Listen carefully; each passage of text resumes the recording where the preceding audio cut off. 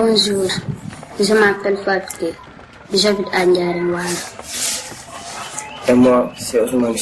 J'habite à Ndiaréwala. Mon village se trouve à la région de Séni, au nord du Sénégal. Les pêcheurs habitent au bord du fleuve Sénégal et à l'autre côté, c'est la Mauritanie. Avec l'eau du fleuve, on cultive du riz, du tomate, de la patate, des oignons. Dans le village de Ndiarém, il y a des cultivateurs, des éleveurs, des pêcheurs, des commerçants, des boulangers. Il y a aussi beaucoup de magasins, 3 mosquées et 3 écoles coraniques. Les petits enfants vont à l'école maternelle toute neuve et les plus grands vont à l'école primaire et nous les collégien vont au pêche de Gaïa. Nous allons chercher de l'eau au puits ou bien dans les bonnes fontaines. J'ai 14 ans, je fais la classe de 5e. Et moi, j'ai 15 ans, je fais aussi la classe de 5e. Avec ce film, nous allons parler de nos vies quotidiennes.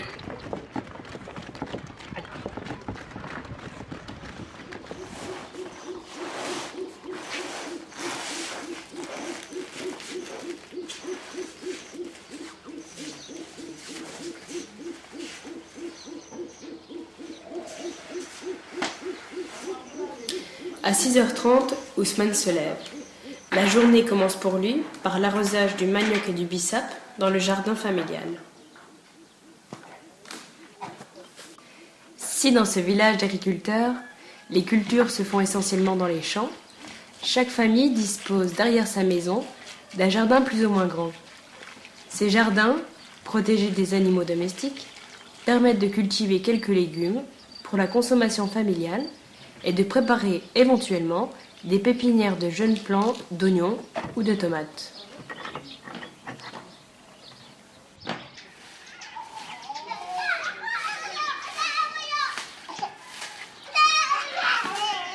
À la même heure, Fatou balaye la cour de la maison, comme le font chaque matin toutes les femmes et jeunes filles du village.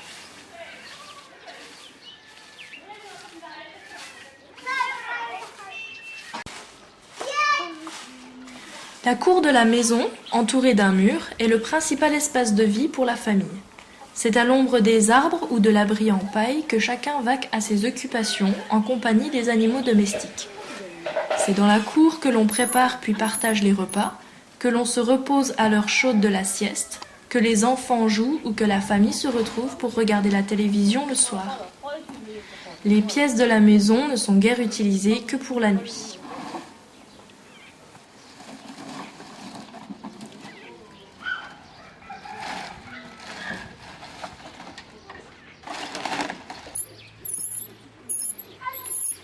Comme toutes les familles d'Ndiarém, Fatou dépose les ordures ménagères au bord du canal d'irrigation. Les déchets sont abandonnés à l'extérieur du village. Ils seront brûlés au fur et à mesure.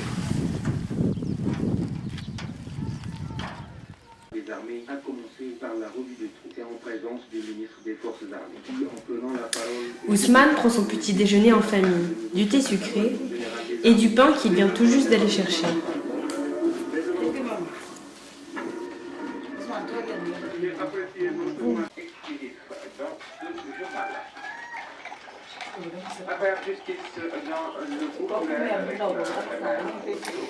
À cette heure matinale, la température de 25 degrés semble bien fraîche à la petite sœur d'Ousmane qui ne quitte pas son gros anorak. Heureusement, dans quelques heures, la température atteindra 35 degrés à l'ombre.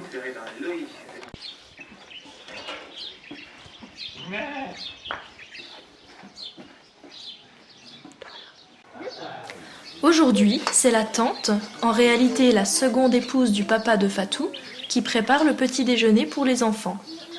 Il faut prendre des forces avant de commencer une journée qui promet d'être bien chargée.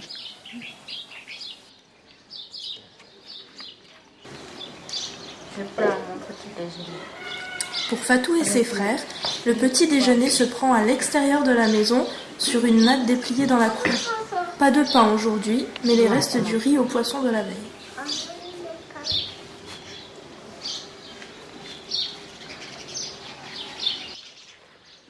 Le père de Fatou élève des animaux dans la maison. Un âne tient compagnie au bœuf, il y a également 2 moutons, 3 chèvres et quelques poules.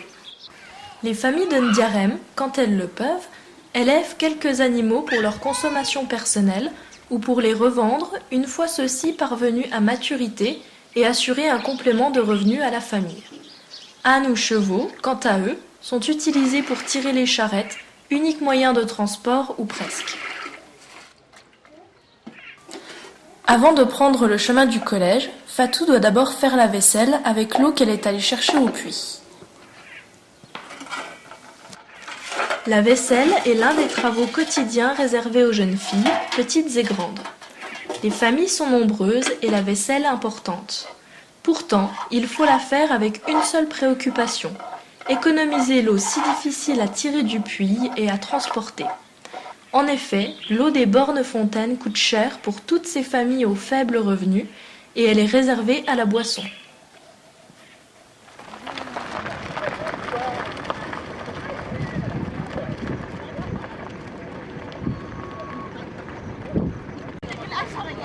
Fatou et Ousmane sont tous les deux scolarisés en classe de 5e au collège de Gaé, situé à 3 km de Ndiarème. Un raccourci à travers champs leur permet d'écourter leur trajet et de retrouver leurs amis.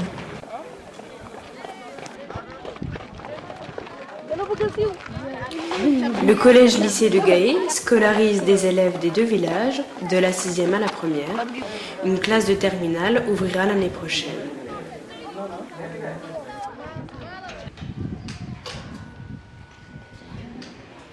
Nous sommes au mois de novembre et la rentrée vient tout juste de s'effectuer. Les classes de 5e de Fatou et Ousmane sont aujourd'hui regroupées pour travailler avec leurs professeurs sur un projet en partenariat avec le collège de Nomeny en France.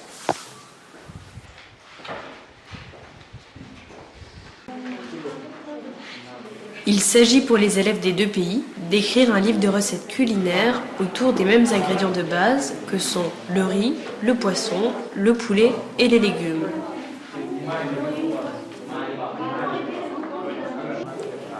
Avant de commencer ce travail, qui se fera par petits groupes d'élèves, les professeurs séparent les filles et les garçons. En effet, il n'est pas possible culturellement que les garçons travaillent sur des recettes de cuisine, domaine réservé des femmes. Ils se consacreront donc à l'agriculture et à la pêche.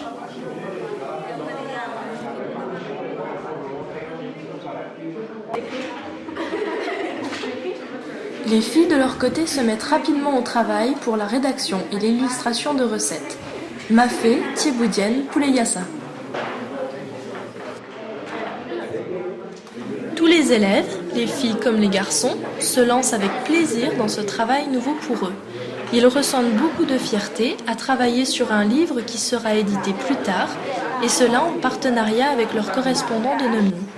Ce projet leur permet de pratiquer le français, qui n'est pas leur langue maternelle, tout en mettant en valeur leur savoir-faire et celui de leur famille.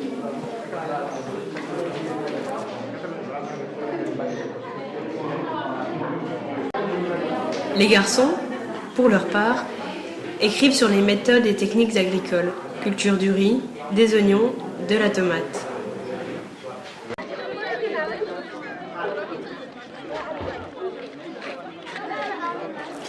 Les cours du matin se terminent à 13h et les élèves rentrent chez eux pour prendre le repas.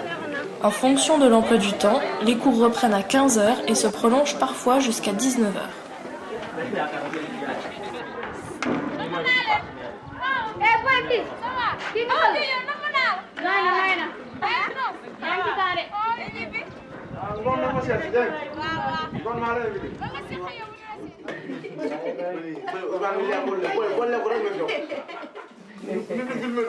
De retour du collège, Ousmane s'installe avec sa famille autour du bol, ce grand plat traditionnel où chacun se sert. Il est 14h, juste le temps pour lui de manger du riz et du poisson avant de reprendre le chemin du collège ou de l'école coranique.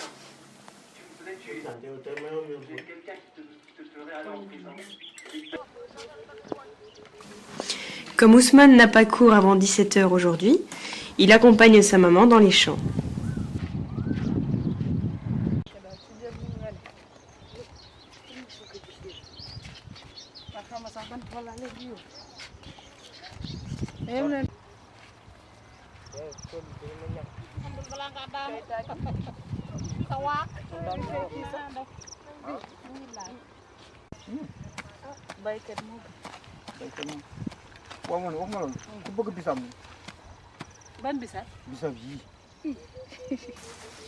L'activité principale des habitants est l'agriculture. Les hommes cultivent le riz et la tomate et les femmes se consacrent aux cultures maraîchères dans leurs propres champs. Ousmane accompagne sa maman dans son champ de patates douces. Son travail consiste essentiellement à désherber, une tâche bien difficile avec un outil rudimentaire. La production sera vendue au marché hebdomadaire de la ville voisine.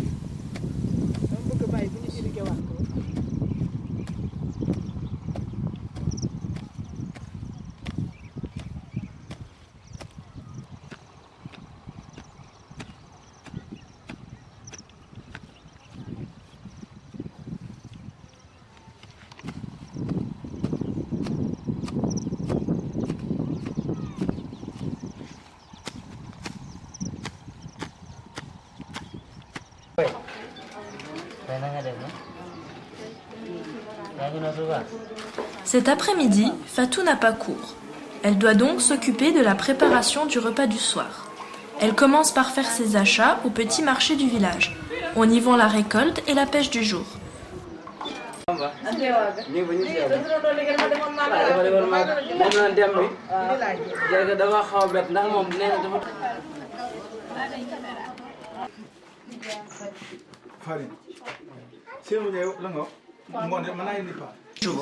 Elle doit également se rendre dans quelques boutiques pour obtenir les derniers ingrédients de la tiboudienne. C'est l'occasion pour Fatou d'échanger quelques mots avec les commerçants.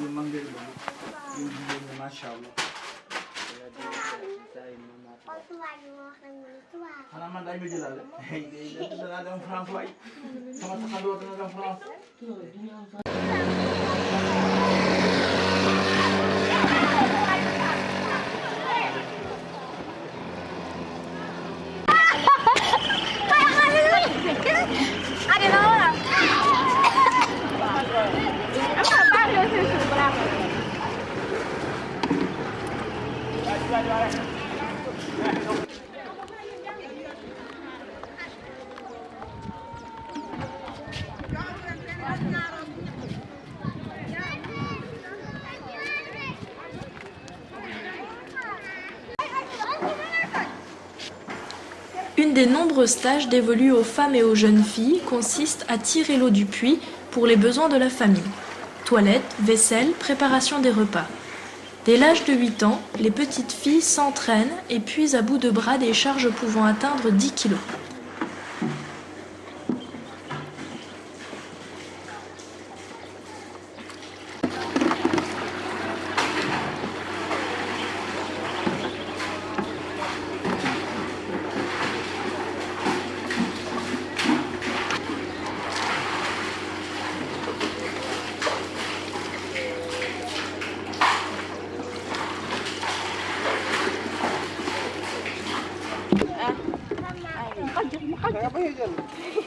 C'est sur la tête que Fatou rapportera l'eau jusqu'à sa maison. Il faut beaucoup de force et d'adresse à ces jeunes filles pour s'acquitter de ce travail. Le puits est aussi un lieu convivial de rencontre.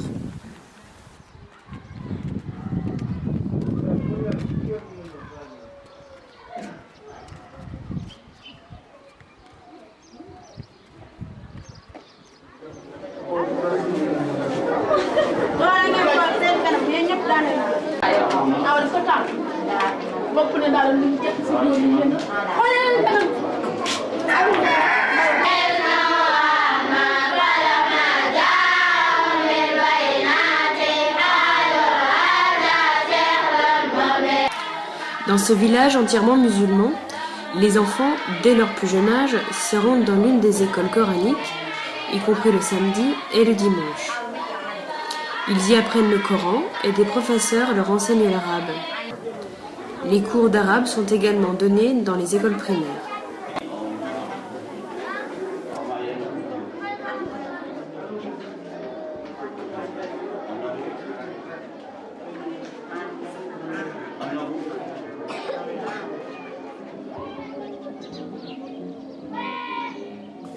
Malgré toutes ces activités, il faut trouver un peu de temps pour faire les devoirs donnés par les professeurs du collège. Ousmane et Fatou s'y attellent bien volontiers dès qu'ils le peuvent.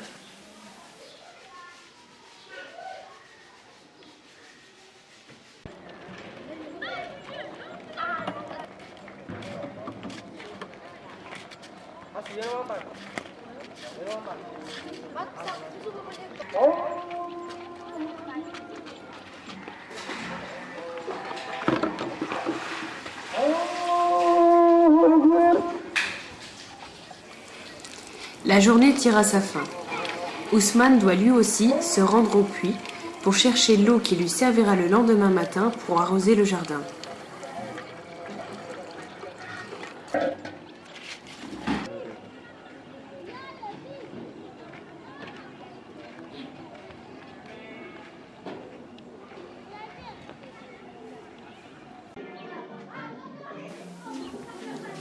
Il pourra ensuite profiter d'un peu de temps libre devant la télévision.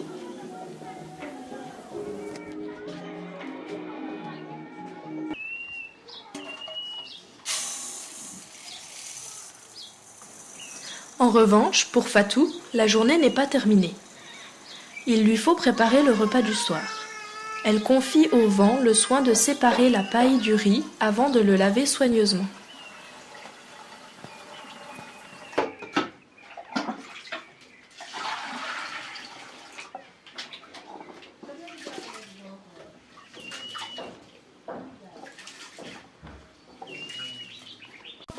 Puis elle le fera cuire à la vapeur, avec du poisson. Ainsi va la vie pour Fatou et Ousmane, deux adolescents d'un village du nord du Sénégal.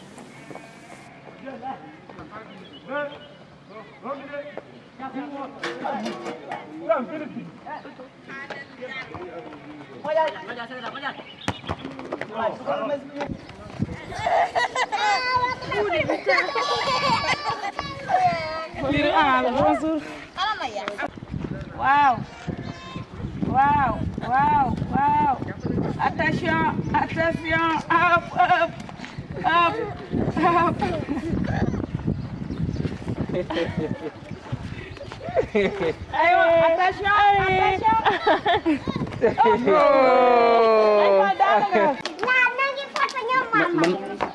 Man maa ngi njaaram sax waaw dimanche bi paas laa ñëw waaw maa ngi fi de ah mais mi ngi tànn waaw yàlla jàmm yàlla. Vous allez choisir une des trois recettes et vous allez essayer de la... Donc vous échangez l'autre glissade, à partir de votre échange,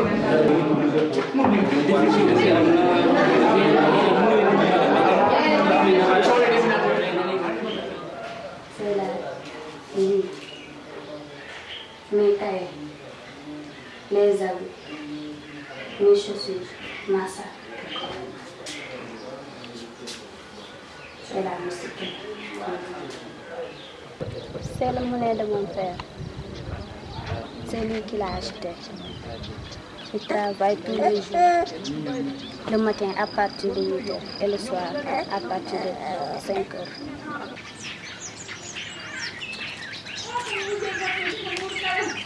Viens ici. C'est mon frère. Lui il s'appelle Ibrahim Dé. L'autre s'appelle Ousseynou Dé. Lui s'appelle Malik Dé. C'est mon frère. C'est ma tante. C'est la mère de mes petits frères. Elle est en train de préparer le repas. C'est mon petit frère. Il s'appelle Laïsi. Celle-là, il s'appelle Aïsset. Celui-là, c'est mon petit frère. Il s'appelle Ivan. Celui-là, c'est mon cousin. Il s'appelle Omar Diallo. C'est ma grande sœur. Elle s'appelle Khadi. Il était en train de balayer.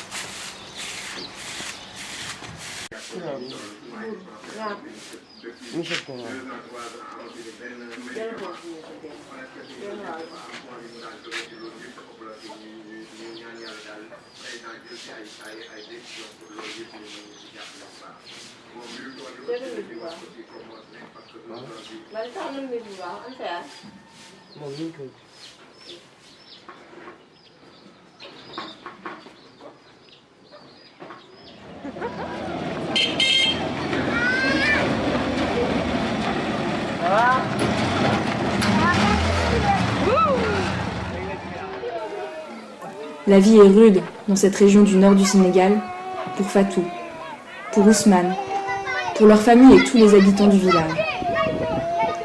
Pourtant, la joie, la solidarité, les sourires sont toujours au rendez-vous. Fatou comme Ousmane sont pleins d'espoir pour l'avenir. Elle sera infirmière et lui peut-être instituteur. En attendant, ils se consacrent à leurs études, à leur famille, à leur village.